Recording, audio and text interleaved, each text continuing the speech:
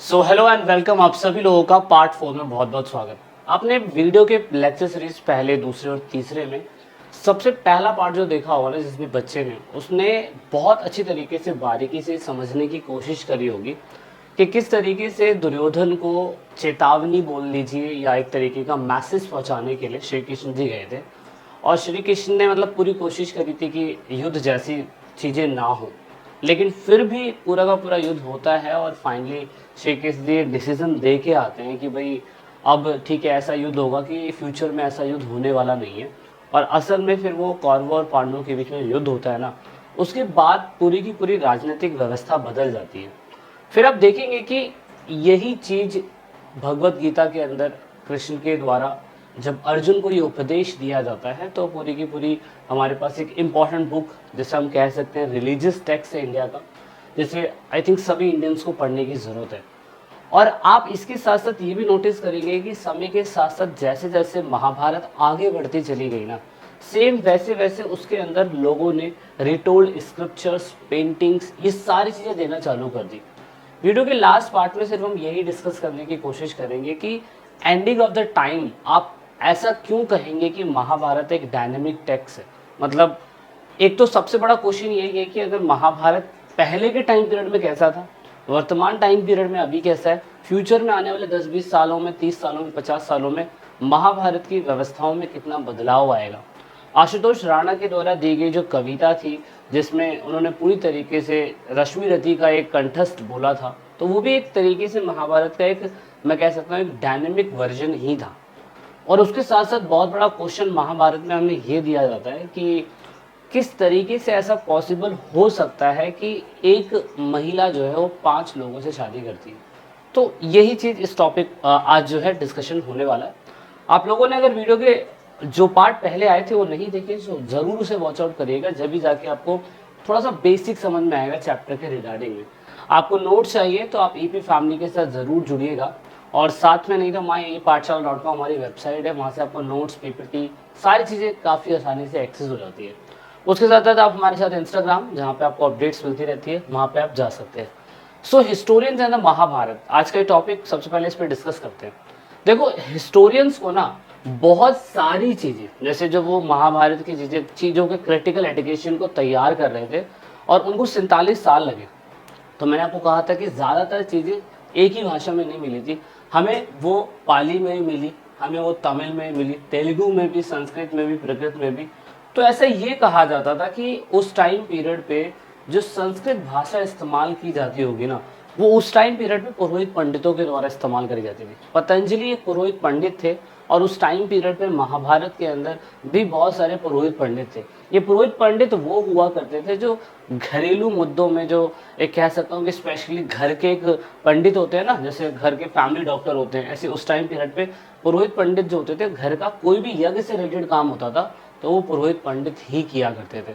तो ऐसे time period पे इतना पुराना ज़माना था, 0 से 900 से 1000 वर्ष ईसा पूर्व की बात हो रही है। तो उस टाइम पीरियड पे आप देखेंगे कि कहीं ना कहीं लोग ज़्यादातर संस्कृत का इस्तेमाल किया करते थे। तो ज़्यादातर हमें जो टैक्सेस मिले ना, वो संस्कृत से रिलेटेड मिले। अब वो ऐसी वैसी संस्कृत नहीं थी जो आज के टाइम पीरियड में आप देखते हैं, तो वो थोड़ी सी अलग थी। लेकिन ऑफ कोर्स 47 साल लगे, बहुत सारे संस्कृत के जो विद्वान पंडित थे उन्होंने मदद करी इसको समझने में, ट्रांसलेट करने में। तो आप ये कह सकते हैं बहुत आसान भाषा में कि संस्कृत जो लैंग्वेज थी ना, ज़्यादातर प्रीस्ट के द्वारा और अर्बन एलाइटी ग्रुप, बोले तो जैसे कि मैं एक एग्जांपल ले लूँ कि जो भी समाज के ऊंचे तबके के लोग थे ना, वो संस्कृत भाषा का ही ज़्यादातर इस्तेमाल करते थे। जैसा प्रेजेंट टाइम में हिंदी के साथ हो रहा है, लोग हिंदी का इस्तेमाल ज़्यादा करते हैं, तो ऐसा ही उस टाइम पीरियड पे संस्कृत का इस्तेमाल होता था। तो लैंग्वेज के बारे में तो आप समझ में आ गया कि ज़्यादातर लोग क्या करते थे कि संस्कृत भाषा बोलते थे, लेकिन ऑफ कोर्स जो ओरल स्टोरीज थी वो दूसरी भाषा में भी कंटेंट में आई होगी और उसका इस्तेमाल लोगों ने किया होगा। अब यहाँ पे हमें पता चल गया कि लैंग्वेज का इस्तेमाल जो था उस तरीके से होता था। अब संस्कृत लैंग्वेज में बहुत सारी चीज़ें हमें देखने को मिली, एक नहीं मिली, बहुत सारी। अब जैसे कि महाभारत से रिलेटेड आप एग्जाम्पल ले लीजिए, महाभारत से रिलेटेड बहुत सारे हमें प्रशस्ति पत्र मिले, बहुत सारे ऐसे पिलर मिले जो संस्कृत में लिखे हुए थे। जैसे कि भाई आप लोगों ने तो देखा ही होगा, जब से आपका क्या कहते हैं गुप्ता डायनेस्टी की स्टैब्लिशमेंट हुई या शाक डायनेस्टी की स्टैब्लिशमेंट हुई, उस टाइम पीरियड पे हिंदू राजा जो थे वो ज़्यादा आने लग गए और साउथ के अंदर भी हिंदू राजा ज़्यादा आने लग गए। तो नॉर्थ में ज़्यादातर इंग्लिश संस्कृत इस्तेमाल होती थी और साउथ में ज़्यादातर तमिल, मलयालम, कन्नड़ ऐसी भाषा जो थी, ये तेलुगु, ये इस्तेमाल होती थी।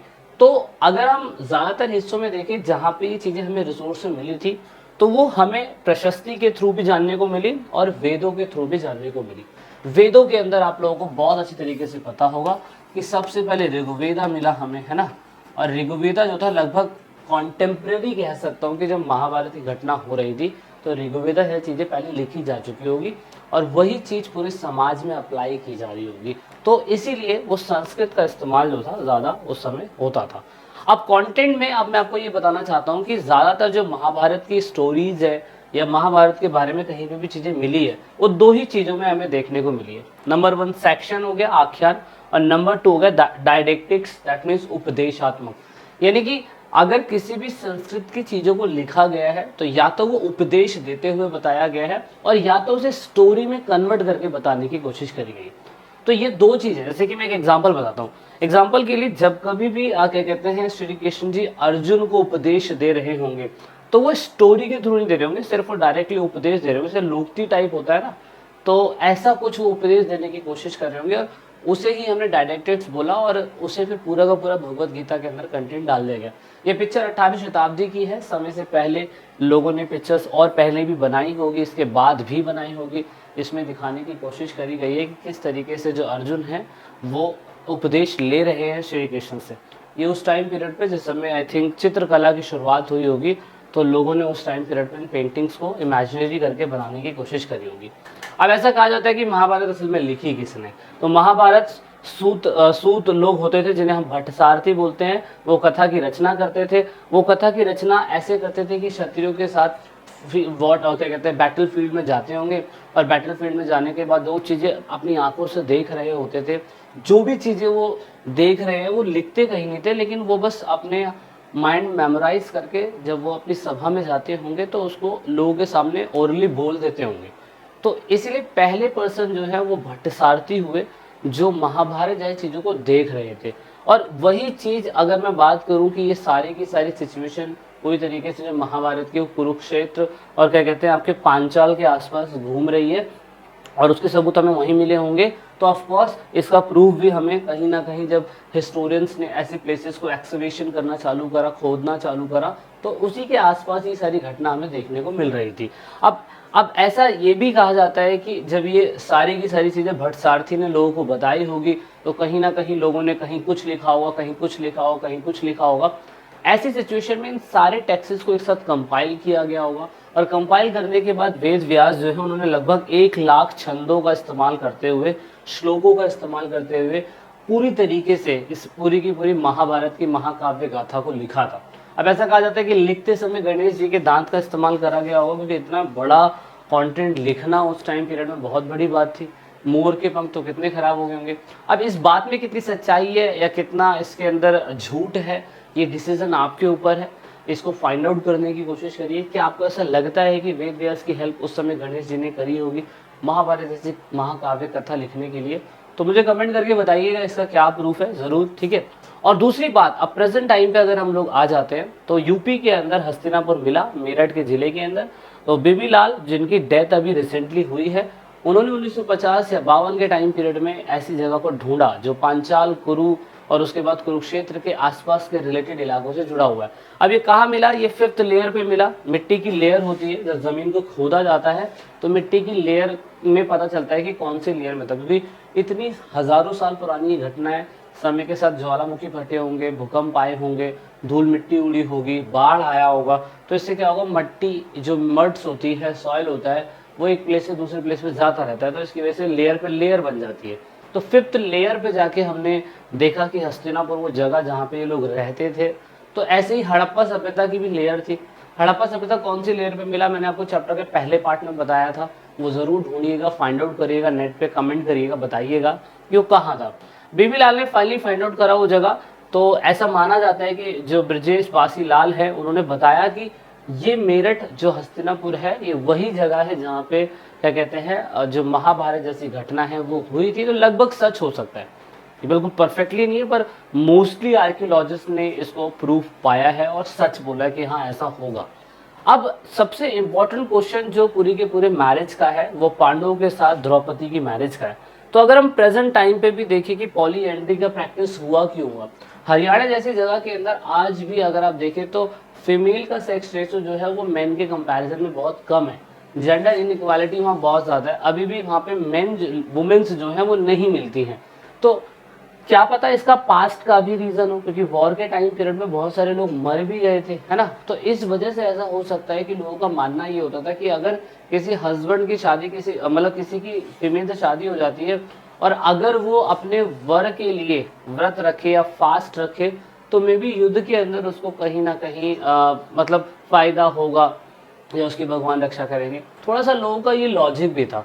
दूसरा लॉजिक ये था कि शायद से वहाँ पे फीमेल की कमी थी, मे बी ऐसा हो सकता है और इस स्टोरी के अंदर ना दिखाया गया हो, क्योंकि प्रेजेंट टाइम के हिस्टोरियंस तो इसको कनेक्ट करने की कोशिश करते हैं। आपको क्या लगता है कि सही मायने में रीज़न हो सकता है या नहीं? दूसरा, शॉर्टेज ऑफ वुमेन मैंने बता ही दिया कि भाई पॉलीएंड्री इसलिए ही हुआ होगा कि शॉर्टेज ऑफ वुमेन वहाँ पे बहुत बड़ी मात्रा में देखने को मिल रहा था और इसी वजह से हस्तिनापुर के अंदर जो द्रौपदी है वो फिर पांचों पांडवों से शादी कर लेती है। मे भी ऐसा हो सकता है, ये ब्राह्मणिकल पॉइंट ऑफ व्यू के हिसाब से तो अनडिजायरेबल है, अनएक्सपेक्टेड है कि ऐसा नहीं होना चाहिए, कि ऐसा कैसे हो सकता है, ये तो कोई तरीका भी नहीं है शादी करने का। अब महाभारत डायनेमिक टेक्स्ट क्यों है? क्योंकि ऑफकोर्स ये बहुत सारी भाषाओं में लिखा हुआ है, पाली, प्राकृत, संस्कृत, तेलुगु, तमिल, है ना, इन सब में लिखा हुआ है, तो इसलिए ये डायनेमिक है। दूसरा, those people who wrote the version of epic added story originated from the circulated in the localities. कुछ लोगों ने इसके अंदर और भी ऐसी चीज़ों को ऐड करने की शुरुआत कर दी है जो लोकल लोगों के मुंह से सुनी हुई है। जैसे एग्जाम्पल के लिए लोगों का मानना ये है कि मतलब अगर क्या कहते हैं, अगर मैं मान लूँ कि गणेश जी का गला काट के शिव जी जोड़ सकते थे तो उस समय एकलव्य का अंगूठा क्यों नहीं जोड़ा गया? तो ऐसे लोगों ने जैसे कि लोकल लोगों से सुनने की शुरुआत करी, तो जैसे जैसे महाभारत की स्टोरी एडिट होती चली गई तो लोगों ने और पॉइंट ऑफ व्यू को डालना चालू कर दिया। तो ये एक छोटा सा एग्जाम्पल है जो इसको दिखाता है महाभारत को कि डायनेमिक टेक्स्ट है। दूसरी बात आप ये कहो, दूसरी बात ये है कि सेंट्रल स्टोरी तो यही है कि दोनों फैमिली के बीच में लड़ाई हुई थी, वो भी जमीन के डिस्प्यूट को लेके, लेकिन बहुत सारे लोगों ने उसके छोटे छोटे पार्ट को ये दिखाने की कोशिश करी गई है कि समाज उस समय कितना खराब पहले भी था।